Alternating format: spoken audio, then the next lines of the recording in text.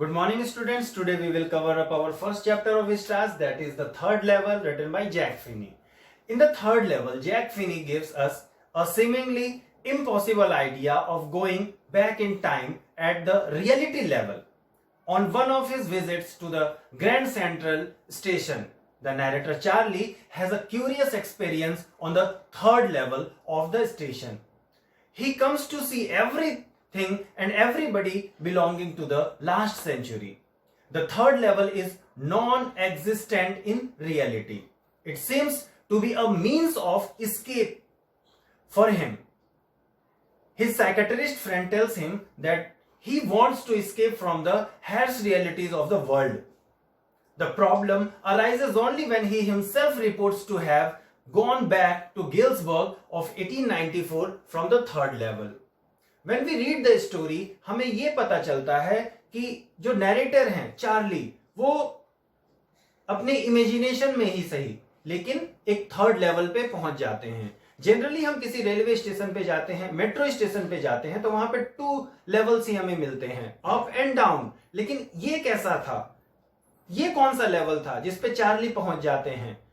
In his imagination, he calls it the third level of Grand Central Station. Clear? Now, आखिर ऐसा होता क्यों है?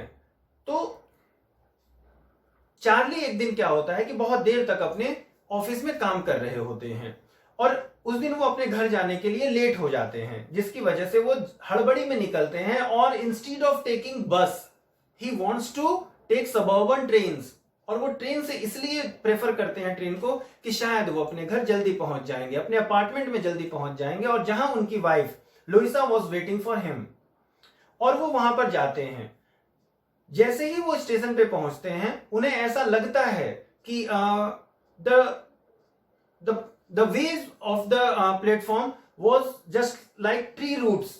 वो ट्री के जो ब्रांचेस होते हैं, जो उसके रूट्स होते हैं, उसकी तरफ बढ़ते चले जा रहे हैं. मींस एक के बाद एक टनल, एक के बाद एक टनल ऐसा आता चला जा रहा था. और वो एक ऐसे जगह पे पहुंच जाते हैं जो कि बिल्कुल ही पुराना उन्हें नजर आता है. अब यहां पर ये चीज हमें देखने को मिलता है कि यहां पर दो टाइम को 2 times have been presented here. एक तो मॉडर्न का है और एक प्रीवियस का है. ये केवल इमेजिनेशन है चार्ली का, ऐसा माना जाता है. और इस चार्ली के इस कंडीशन को हम शो कर सकते हैं कि इट इज ओनली इमेजिनेशन. वो पागल नहीं है, वो इंसान नहीं है, लेकिन एक ऐसी कंडीशन में चले जाते हैं जिसकी वजह से हम खुद इस बात को रिलेट नहीं कर पाते हैं कि इज इट द इमेजिनेशन और द रियलिटी. लेकिन जो अमेरिकन प्रेसिडेंट है, उन्होंने भी ये बात कहा है कि थर्ड लेवल नाम का कोई चीज है ही नहीं. लेकिन चार्ली अपने इमेजिनेशन में ही सही वहां पहुंच जाते हैं. जब वो वहां पे पहुंचते हैं तो ही notes down the different changes. कैसे, क्या डिफरेंट चेंजेस था वहां पर? जैसे आज के डेट में हम किसी भी रेलवे स्टेशन पे या मेट्रो स्टेशन पे जाते हैं तो हमें बल्ब्स, हमें लाइट्स नजर आते हैं, पोल्स पे लगे हुए, वॉल्स पे लगे हुए. लेकिन वहां पर ओपन गैस लाइट्स थे, जो कि ये दिखाता है कि यस, वो 18th सेंचुरी में पहुंच गए थे.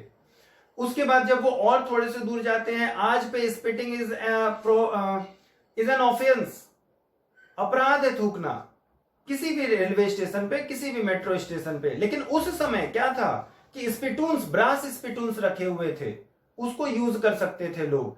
और जब वो थोड़े से जाते हैं तो वहां पे किसी के भी फुटस्टेप्स नहीं सुनाई पड़ते हैं. मतलब वहां भीड़ बहुत कम थी, बहुत कम लोग थे वहां पर.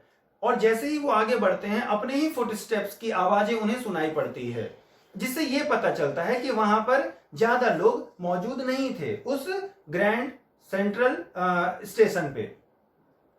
अब वो जैसे और आगे जाते हैं तो उन्हें सब कुछ बिल्कुल ही एक 18th सेंचुरी की तरह नजर आता है. जो ड्रेसिंग सेंस था लोगों का, इवन वो भी उन्हें वो नोट करते हैं कि वो भी 18th सेंचुरी का ही है. जिससे ये पता चलता है कि चार्ली बिल्कुल वाकई में 18th सेंचुरी वाले एक ऐसे जगह पे पहुंच गए हैं जो कि बिल्कुल ओल्ड टाइम का है.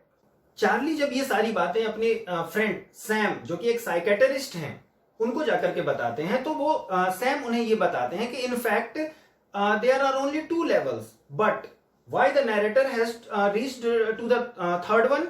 ये उनकी केवल और केवल ड्रीम फॉर विश फुलफिलमेंट है. वो शायद चाहते थे वहां जाना, इसलिए आज वो ऐसे कंडीशन में पहुंच गए हैं। He also tells him the modern man is full of insecurity, fear and worry, and that is the reason for Charlie also that he want to escape from this condition. वो इस स्थिति से बाहर निकलना चाहते हैं और यहां से निकल करके एक पीस वाले जगह पे, एक शांति वाले जगह पे जाना चाहते हैं। एक ऐसे जगह पे जाना चाहते हैं जहां पर वो अपना कुछ समय बिता सकें अच्छे तरीके से, वर्क बर्डन ऑफ वर्क ना हो, इनसिक्योरिटीज ना हो, फियर्स ना हो। एक ऐसे जगह पे जाना चाहते हैं। वो कौन से जगह पे जाना चाहते हैं? वो गेल्सबर्ग जाना चाहते हैं, जहां पर उनके दादाजी कभी रहा करते थे। अब हम ये देखते हैं कि हम एक तरफ तो ये कह रहे हैं कि थर्ड लेवल हो नहीं सकता, लेकिन फिर चार्ली वहां पहुंचे कैसे?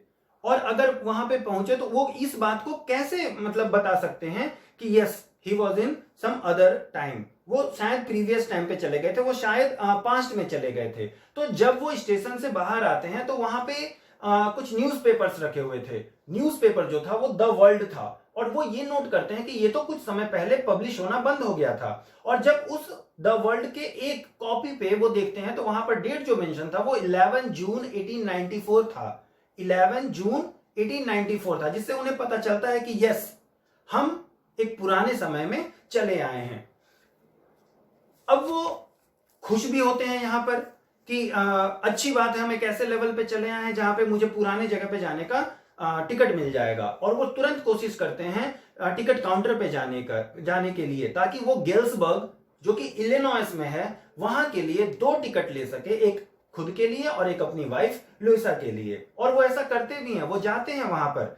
वो इसलिए जाना चाहते थे गेल्सबर्ग क्योंकि अगर हम लोग 1894 की बात करें और समर इवनिंग्स की बात करें तो इससे चार्ली बहुत ज्यादा अट्रैक्टेड थे। लोगों के पास इतना टाइम था कि वो अपने लॉन्स में बैठा करते थे, जो मेल हुआ करते थे वो स्मोक किया करते थे, वो सिगार पिया करते थे और शांति से बैठ करके अपने फैमिली मेंबर्स के साथ बातें किया करते थे। एक पीसफुल वर्ल्ड हम कह सकते हैं कि तब था, लेकिन आज के डेट में इतने सारे इनसिक्योरिटीज हैं, फियर्स हैं, वरीज हैं, और इन्हीं सब चीजों से चार्ली भागना चाहते थे। लेकिन जब वो टिकट काउंटर पे जाते हैं और टिकट काउंटर पे बैठे हुए उस क्लर्क से कहते हैं कि I want 2 tickets for Galesburg, वो टिकट देता है। लेकिन जब वो टिकट देता है और Charlie now he has to pay the bill for that ticket, और जब वो बिल पे करते हैं तो वो मॉडर्न करेंसी में करते हैं। और जो person the clerk who was sitting at the ticket window वो बताते हैं कि मुझे बेवकूफ बनाने की कोशिश मत करिए, क्योंकि ये जो आपका करेंसी है दीज करेंसीज आर फेक। और वो अपना ड्रॉवर खोल करके दिखाते हैं कि मुझे कौन से करेंसीज चाहिए लाइक दिस। और तब वो बताते हैं कि अगर आप मुझे बेवकूफ बनाने की कोशिश करेंगे तो शायद मुझे पुलिस का सहारा लेना पड़े, और पुलिस तो पुलिस होती है। चार्ली को तब डर लगता है कि चाहे मॉडर्न टाइम की पुलिस हो या पास्ट टाइम की पुलिस हो, वो जेल जाना नहीं चाहते, इसलिए वहां से चुपचाप निकल जाते हैं। अब क्या होता है कि चार्ली को यह बात समझ में आ जाती है कि हम इस करेंसी से, मतलब जो अभी मॉडर्न करेंसी है, उससे हम टिकट नहीं खरीद सकते। तो वो क्या करते हैं, he had $300 in his saving account, वो अपने निकालते हैं और उसके बदले $200 ही पुरानी करेंसी में उन्हें मिल पाता है। और ऐसा होता है, अगर हम अपनी करेंसीज को भी, इंडिया में भी अगर जो पुरानी करेंसीज है जो बंद हो चुकी हैं या कुछ समय पहले की करेंसीज हैं, और अगर हम उसे खरीदते हैं तो वो उसकी जो खरीदने की कॉस्टिंग होगी वो हमारे मॉडर्न करेंसी से कहीं ज्यादा होगी। इसी तरह से चार्ली को भी $300 के बजाय केवल $200 ही मिल पाते हैं, और वो उन पैसों को लेकर के सीधे ग्रैंड सेंट्रल स्टेशन पे जाता है टिकट खरीदने के लिए। But there he finds no third level, कोई भी थर्ड लेवल उसे वहां पर नहीं मिलता है। वो आते हैं और घर पर आकर के सारी बातें वो अपनी वाइफ को बताते हैं। वाइफ उनकी परेशान हो जाती हैं कि ऐसा कैसे हो सकता है। वो चाहती थी कि चार्ली ये सब काम ना करे, वो थर्ड लेवल को ना सर्च करे, क्योंकि वो भी परेशान हो रही। Charlie just attempt an another chance to find the third level. Narrator tries to find the corridor that leads to the third level, लेकिन वो फेल हो जाते हैं, उन्हें वो मिल नहीं पाता है, क्योंकि वाकई में अगर हम रियलिटी देखते हैं तो कोई थर्ड लेवल होता ही नहीं है। he tells everything to his wife. She gets worried. परेशान हो जाती हैं लुइसा। कि आखिर ये कैसे थर्ड लेवल पे जा सकते हैं। वो चाहती थी कि वो थर्ड लेवल को ना ढूंढें, उसके पीछे भागने की कोशिश ना करें। जब लुइसा उनको मना करती हैं कि आप प्लीज थर्ड लेवल को सर्च ना करें, तो वो मान जाते हैं, वो नहीं करते हैं। उन्हें भी समझ में आता है कि शायद हो सकता है ये मेरा इमेजिनेशन हो, और वो इस चीज को छोड़ देते हैं। लेकिन अब उनकी एक दूसरी हॉबी है, फैनेटली स्टाम्प कलेक्शन का, उस हॉबी पे वो चले आते हैं। अब जब वो एक दिन क्या होता है कि अपने घर के कबर्ड को खोल करके उसमें जो पुराने फर्स्ट डे कवर्स हैं उसको देखते हैं। अब ये फर्स्ट डे कवर्स क्या हैं? तो first day covers are the envelope. जिस दिन नया एक स्टाम्प रिलीज होता था, लॉन्च होता था, कुछ जो लोग जिनकी हॉबी होती थी स्टाम्प कलेक्टिंग की, वो क्या करते थे कि इनवेलप पे उस स्टाम्प को लेकर के पेस्ट करते थे और अपने ही एड्रेस पे उसे मेल कर दिया करते थे, और ब्लैंक लेटर उस इनवेलप में डाल दिया जाता था। उससे यह प्रूफ हो जाता था कि yes, this stamp was launched on this day, this stamp was issued on this day. उससे यह बात हो जाती थी कंफर्म।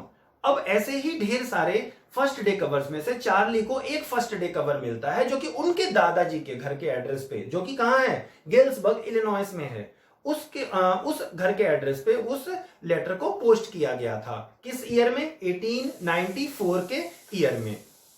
नैरेटर इस बात को बिलीव कर जाते हैं उस लेटर को देख करके कि यस, सैम जो कि उनका साइकेट्रिस्ट फ्रेंड है, वो भी गेल्सबर्ग में है। अब कैसे पता चलता है कि सैम गेल्सबर्ग पहुंच गए हैं, वो 1894 में पहुंच गए हैं? तो जब वो लेटर को देखते हैं तो लेटर पे जो डेट था वो 18 जुलाई 1894 था। क्लियर? अब हमें ये बात समझ में आती है कि जो उसके अंदर लेटर था वो सैम ने लिखा था। क्लियर? और सैम ने लिखा था, किसको लिखा था? चार्ली को लिखा था। उस लेटर में सैम ने इस बात को नोट किया था कि yes Charlie, third level exists, you continue searching it, आप ढूंढते रहो उसे और शायद वो तुम्हें एक दिन मिल जाएगी। अब यहां पर हमारे सामने ये बात आती है कि चार्ली जब सैम से मिलने की कोशिश करते हैं तो उन्हें पता चलता है कि सैम तो डिसअपियर है, गायब हो गया है। कहां गायब हो गया है सैम? जब वो इस बात की छानबीन करते हैं चार्ली, तो उन्हें पता चलता है कि सैम $800 पुराने करेंसी में चेंज करा चुके थे। Narrator informed that Sam had set up his business of hay feed and grain at Galesburg in 1894. अब वो ये बात भी समझते हैं कि जब उसने अपनी करेंसीज को चेंज करा लिया तो शायद वो अब ये बिजनेस स्टार्ट नहीं कर पाएगा, लेकिन ऐसा नहीं था। Sam could not go back to his old business because psychiatrists had no business in Galesburg in 1894. तब ये बात कैसे साबित होती है कि आखिर सैम वहां कैसे पहुंचा? अब हमारे सामने ये बात आती है कि जब सैम खुद एक साइकेट्रिस्ट थे और वो ये बात कहते हैं कि Charlie, I am at Galesburg, और हम शायद थर्ड लेवल पे गए थे जहां से मैंने टिकट लिया और गेल्सबर्ग चले आया, तो हमारे सामने ये बात सामने आती है कि क्या चार्ली वाकई में it was the imagination of Charlie, it was the fantasies of Charlie और द रियल वन? तो ऐसा रियल वन नहीं था। कैसे? अब हम ये बात कैसे कह सकते हैं कि ये रियल वन नहीं था? क्योंकि कुछ प्रूफ्स हमें स्टोरी में मिलते हैं कि यस, जो डेट था द वर्ल्ड न्यूज़पेपर का, फिर उसके बाद जो ड्रेसिंग सेंसेस थे ये, फिर उसको ये बात भी पता थी चार्ली को कि हम यहां से टिकट काउंटर पर जाकर के टिकट ले सकते हैं और गेल्सबर्ग जा सकते हैं। तो ये सारे प्रूफ हमें बताते हैं कि नहीं, चार्ली वॉज नॉट इनसेन, वो पागल नहीं थे। हाँ, ये पर भले हो सकता है कि it was just an imagination of Charlie, वो शायद उस दुनिया में, उस समय में वापस जाना चाहते थे जिसकी वजह से वो ऐसी बातें सोचते हैं। और जब हम नेक्स्ट प्रूफ देखते हैं, द लेटर ऑफ सैम, जो कि इस बात को पूरी तरह से कंफर्म करता था कि यस, थर्ड लेवल एग्जिस्ट करता है, क्योंकि एक साइकेट्रिस्ट कैसे वहां जा सकते हैं, कैसे वो गेल्सबर्ग पहुंच पाते हैं, कैसे वो पहुंच सकते हैं, इन सब सारी चीजों को देखते हैं हम, तो शायद कहीं ना कहीं हमें ऐसा लगता है कि यस, चार्ली शायद थर्ड लेवल पे पहुंचे थे। पे आकर के जैक फिनी इस स्टोरी को एंड कर देते हैं। अब यहां पर दो बातें हमारे सामने क्लियर होती हैं। एक, हम इस बात को मान लें कि Charlie it was just an imagination of Charlie, या शायद चार्ली उस समय में वाकई में चले गए थे। Now it depends over us कि हम इस बात कौन से बात को मानना चाहेंगे, इमेजिनेशन और द रियलिटी। लेकिन जब हम थीम पे आते हैं, स्टोरी के थीम पे आते हैं, तब हमें ये बात क्लियरली पता चलती है कि yes, Charlie wants to escape from the insecurities, fear and worries of modern time. That's why he decides, that's why he dreams of going to Galesburg. और यहीं पे आकर के स्टोरी क्लियर मैसेज देती है कि yes, this is the story of time travel. कैसा video लगा प्लीज कमेंट करें, लाइक करें, सो दैट हम आपके लिए और ज्यादा वीडियो ला सकें। Thank you.